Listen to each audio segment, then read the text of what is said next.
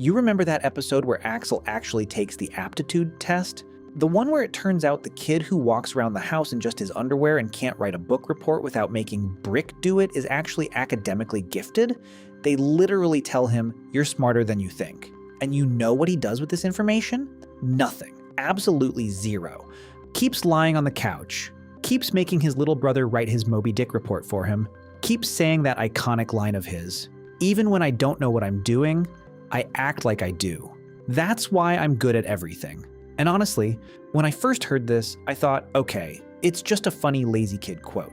But the more I watched the show, the more it hit me that this isn't about laziness at all. It's a manifesto. It's his entire life philosophy in one sentence, and it literally destroys him by the time he's 25. That's the whole paradox of this show for me. Everybody looks at Axel and thinks, yeah, classic, dumb Midwest jock, football star, male version of a prom queen. Everything just falls into his lap. But actually, Axel is the smartest kid in that family after Brick. And that's exactly why he's the most tragic one. Because Sue tries, and she fails, and she keeps trying anyway. Brick is weird, nobody gets him, and he just keeps reading his books. But Axel has everything. Natural talent, brains, charisma, even a face like some kid from a teen magazine ad. And he flushes it all down the toilet so methodically that by the finale, you're literally sitting there thinking, dude, how did you manage to screw yourself over this bad? Hey, welcome to Axel Gang. So I really want to break this down today because The Middle is one of those rare shows that isn't afraid to smash its golden boy's face into reality.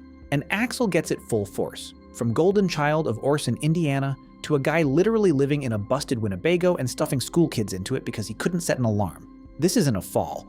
This is a fall in slow motion, 9 seasons straight, and I want to hit the key moments that really got me.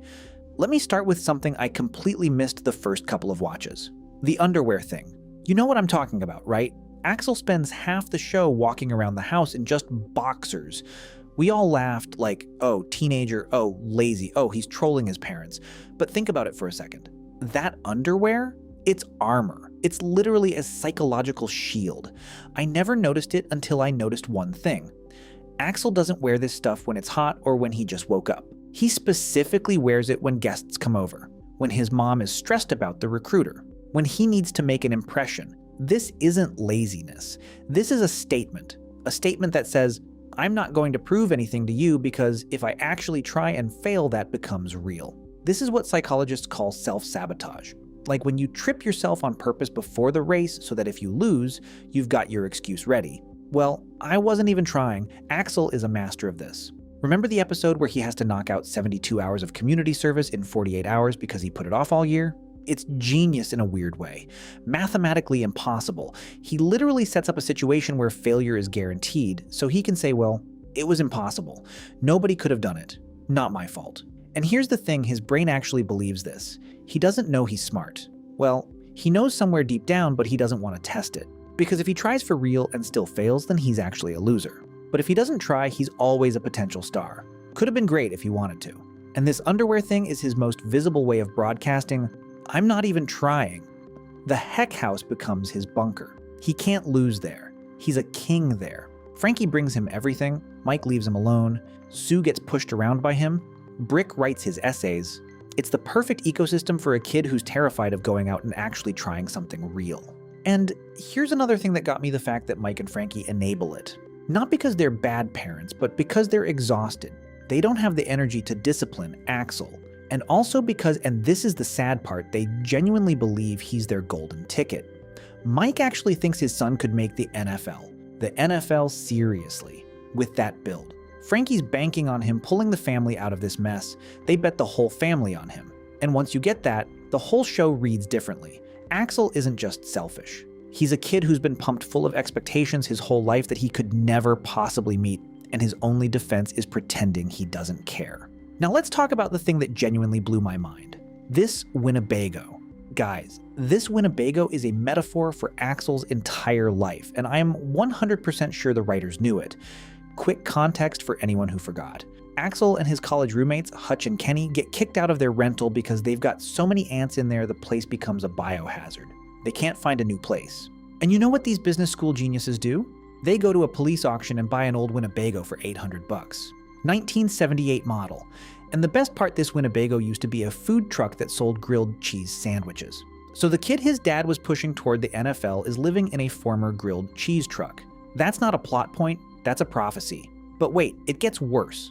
This Winnebago has a huge hole in the roof. Not a scratch, a massive gaping hole. And they don't fix it, they just live like that. Then Indiana winter hits and it becomes physically impossible to stay there. So Axel, a 20-something man with a business degree, crawls over to his little sister's dorm, to Sue, the same Sue he tormented for years, the one he didn't want to be seen with in the school hallways, the one he literally dumped chili on for a laugh, and he sneaks in so he doesn't freeze to death. And her rich roommate Lexi, who has absolutely zero obligation to do this, saves him. The entire foundation of his teenage superiority crumbles in one episode. He was supposed to be the savior of the Heck family, and instead he's a homeless guy his little sister is hiding in her dorm room. And I swear, the writers don't even stop there. They go deeper. Remember when Axel gets a job driving a school bus? That's already rock bottom, right? The kid who was supposed to be in the NFL is driving school kids around the same town he was supposed to escape. He's literally driving in circles around his former glory, every single day. And now for the peak scene of his humiliation. He oversleeps. He has to go pick up the kids, but he overslept. Because he's still Axel, he still can't set an alarm like a functional adult.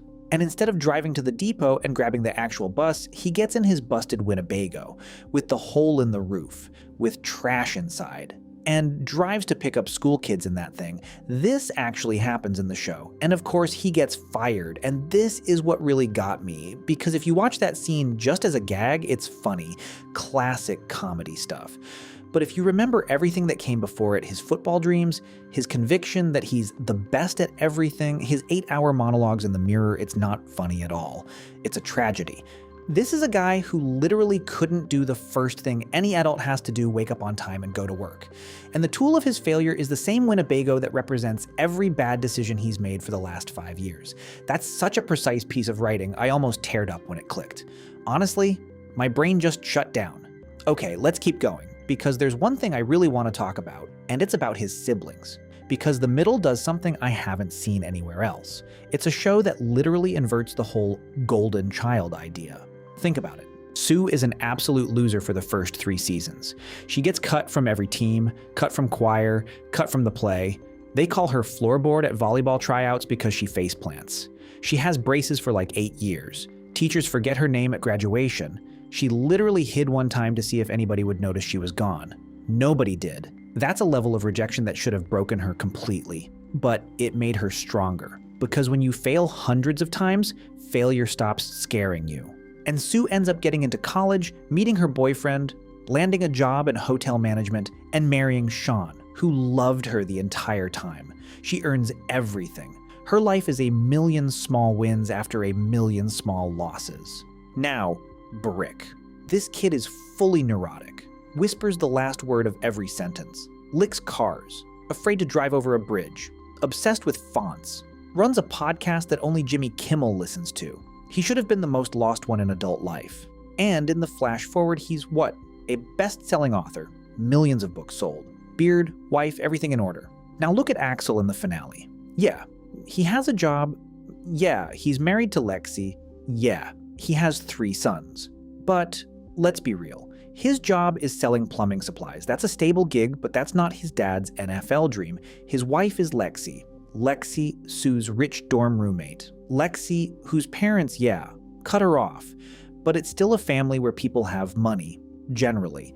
Axel kind of married a life raft, and he moved back to Orson, the same town he spent his whole life trying to escape. Sue didn't come back like that. Brick didn't come back like that. Axel came back, and this comparison actually hits hard. Because the show is kind of saying here you've got 3 kids. One everybody adored, one everybody ignored, one everybody thought was weird. Guess which one ended up doing the most in life? Not the one everybody adored. I've thought about this a lot, and I think this is one of the most honest messages on TV. Because real life actually works like this. Early success is a trap. If everything comes easy at 15, you never learn how to fight. And fighting is the only skill that actually matters in adult life. Now here's a take a lot of fans of the show don't like to discuss. Axel's ending. I get it. Everybody wants their favorite characters to get a happy ending. And yeah, Axel kinda gets one. Sort of, but think about it for a second. If we watched an entire show about a family living on the edge with a broken stove, buying groceries at Frugal Hoosier, needing $700 to pay off their landlord, and then here's the finale. How do the writers solve the Axel problem? They give him a job in Denver with a company car, a job he didn't earn academically or professionally, and then they marry him off to Lexi, who has genuinely rich parents. And he moves back to Orson to live a life that on paper looks like Mike and Frankie's, but with a huge financial cushion his parents never had. Is this a fair ending? I genuinely don't know. On one hand, it's cool that he didn't become an NBA millionaire or a CEO. That would have been a lie. On the other hand, he didn't really do anything to earn this. Sue earned her happy ending through years of trying. Brick earned his through his manic devotion to books. And Axel just woke up one day, got a haircut, and everything was fine. It kind of feels like the writers airlifted him out of his own life because they couldn't figure out how he'd crawl out on his own. That's just my take, but think about it. Maybe that's actually the most realistic ending. Because in real life, sometimes a good marriage or a good job genuinely does save you. But as a dramatic arc, it's weaker than what his siblings got. Okay, one more thing I love about the show, and it's a completely quiet detail: the jersey number. In high school, Axel wears 32. He's the star running back, he's the team hero, everybody knows him as number 32. He goes to college on a sports scholarship, and you know what number they give him? 37. 37. Not 32. And I swear the show never focuses on this, no big scene, no monologue about remember when I was 32, just a quiet shot where his jersey says 37. And that's it. And if you're watching closely, you catch it. And it punches you in the gut, because that's his entire college arc in one detail. He's not number 32 anymore. He's number 37. Just one of the guys, a random dude on the bench. Nobody in the locker room knows him. Nobody's waiting for him. Who he was in Orson stayed in Orson. That's such a beautiful, painful visual moment. I don't even know what to say. The writers of the middle know what they're doing, guys. And when Axel graduates college, you know what he does? He goes to Europe with Kenny. The same Kenny who spent all of college playing video games and saying nothing. And Axel comes back from this Europe trip with a bun on his head. A man bun. A French press. He's pronouncing city names with some weird accent. He says he doesn't want to work in a regular American office because he's like too European for that now. And Mike is genuinely losing his mind because he sees exactly what this is. Same game as the underwear. Same boxers, just now they look like a trendy hairstyle and a coffee maker. It's new armor. It's a new way to say, I'm not gonna try because I'm too cool for this. If he's too European for the American job market, nobody can judge him if he fails. You see? Same trick. At 25 years old, after college, that was the moment I really saw that Axel hasn't changed. He just switched costumes. His psychology is exactly the same as in season 1 when he was lying around in his underwear. His whole life he's afraid of the same thing, trying for real and failing. That's his one fear. And until he beats it, he doesn't grow up. And by the way, since I'm talking about fear, his love life is the exact same thing. Every girlfriend is a mirror he refuses to look into. Cassidy. Remember Cassidy. Class valedictorian, artist, smart, sharp, not buying any of his Axeman nonsense for a second, sees right through him from the jump. And you know what he does? Actually starts reaching for her. She's the only one in high school who doesn't fall for his underwear philosophy. She makes him read. Makes him think. And they get together. Then she leaves for a different college. And the long-distance conversation starts. And Axel just bails. He can't talk about it like an adult. Can't say, I'm scared or I'll miss you. He sabotages the relationship because trying means risking. And he loses her. Then Devin. Devin is basically his mirror. Same apathetic vibe, same no labels, same whatever, I don't care. They're literally projections of each other. They date without commitment, without definitions, without anything. And she eventually cuts him off because you can't build a relationship on mutual refusal to grow up. And Axel doesn't get what happened. How did he lose a girl who seemed as chill as he was? Answer's simple, because neither side wanted to grow, and the relationship died. Then, the April wedding. This is its own legend. April, a girl the show itself says isn't the sharpest. Axel starts dating her, and when Frankie and Mike don't approve, out of pure spite, pure, I'll show my parents, he secretly marries her. Secretly, in his early 20s. No plan, no real love. Just because his mom said no. And the marriage gets annulled in one episode. And this is the peak of his emotional immaturity for me. He literally used the institution of marriage as a weapon against his mother. That's the kind of teenage rebellion normal people pay for with years of their life. The only thing that saves him is his parents stepping in time. But you know what's the most telling part? After April, he meets Lexi, and Lexi is the only one he actually works out with. Why? Because by that point, Lexi herself ends up in a situation where her parents cut her off. Her 21st birthday, she opens the envelope expecting a normal present, and inside is $40 and a note saying, "You got this." And she goes to work at a steakhouse. And for the first time in his life, Axel isn't below his girlfriend. He's on her level. She loses her wealth. He promises to teach her how to live without money. And this is literally the first time he's giving someone something instead of taking. It's a small moment, but for his psychology, it's a massive shift. With Cassidy, he ran. With Devin, he mirrored. But with Lexi, for the first time, he stands next to her. And one more thing about his college years that got me. There's an episode where Axel just sits there and says a line that literally sums up his whole adult life philosophy. He says, "I had the lowest expectations and I'm still disappointed." This from the guy who used to spend 8 hours admiring himself in the mirror. The guy who said, "I'm good at everything." And now in college, he's lowered himself so far that even his low expectations are letting him down. He's sleeping for 2 days straight to avoid thinking. He says, "My brain's off. I was at school all day." That's real burnout, except his burnout isn't from effort. It's from realizing he was never as great as he thought he was. That's the hardest realization a person can have when they were told their whole life they were special. And this is why the car scene in the finale hits so hard. It's genuinely beautiful. Because the whole family is driving to Denver to drop Axel off at his new job, and in the car, Axel is trying to be cool. Like, "It's fine, I'm just moving. What's the big deal?" And then he looks at Brick, and Brick is sitting there stone-faced like usual. And Axel explodes. "You don't even care?" And Brick says this line I'll never forget. Something like, "I've never had anything that wasn't yours. You're like my arm. It's like learning to write with my left hand."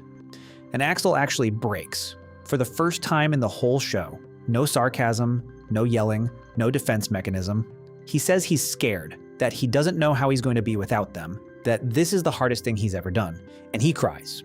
And I was literally sitting there thinking, this is what the whole show was for.